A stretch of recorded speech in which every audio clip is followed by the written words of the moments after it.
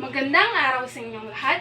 Ngayong araw tayo ay magsama-sama upang talakayin ng isang napakahalagang aspeto ng ating buhay. Ang mga sulat at ang kanilang nagtatanging kapangyarihan sa pagbibigay ng kwento. Sa ating modernong panahon kung saan ang teknolohiya ang pangunahing komunikasyon, tila ba nalilimutan na natin ang ating dating ritual at pagsusulat ng liham. Ngunit hindi ba't may sariling ganda at halaga ang bawat liham na ating natatanggap at sinasalaysay?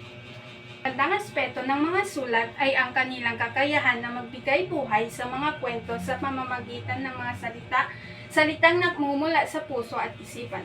Nagiging buhay ang mga karakter at ang pangyayari na nakapaloob sa bawat liham na ating natatanggap. Isa pang mahalagang punto ay ang emosyon na dala ng bawat salita sa isang liham. May taglay itong kapangyarihang magbigay saya, pag-asa, lungkot o kaya'y inspirasyon. Ang bawat sulat ay may kakayahang magdulot ng epekto sa ating damdamin at pang-araw-araw na pamumuhay. Sa kabila ng teknolohiya, hindi mawawala ang halaga ng personal na touch na dala ng mga magsusulat, ang paggamit ng pluma at papel. Upang maipahayag ang ating mga saloobin at damdamin ay isang paraan ng personal na koneksyon na hindi kayang patunayan ng mga mensahe sa social media o email. Hindi natin dapat kalimutan ang mga kapangyarihan ng pagbibigay ng mga oras upang isulat at basahin ang mga liham.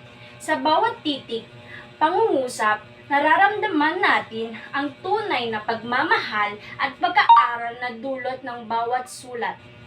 Kaya naman, tayo dapat mabalik tanaw sa pahalaga ng mga sulat sa kanilang simpleng anyo na may taglay silang kahalagahan ng nagbibigay kulay sa ating buhay at pagpapahayag ng mga kwento na may kakayahang baguhin ang mga ating mundo.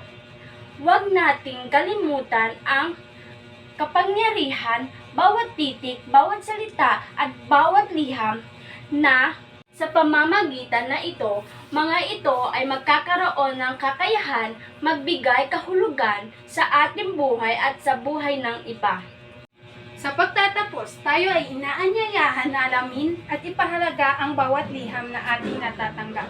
Sa bawat sulat, mayroong kwento na naghihintay na ating masilayan at bigyang halaga. Maraming salamat sa inyong oras at pagtangkilik.